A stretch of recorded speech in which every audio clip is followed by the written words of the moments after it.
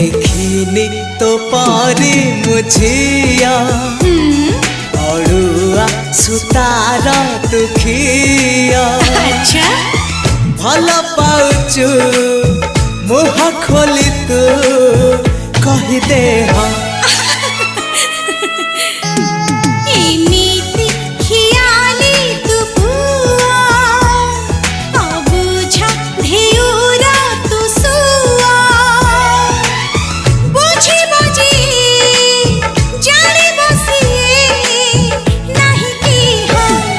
देखिनी तो पारी मुझे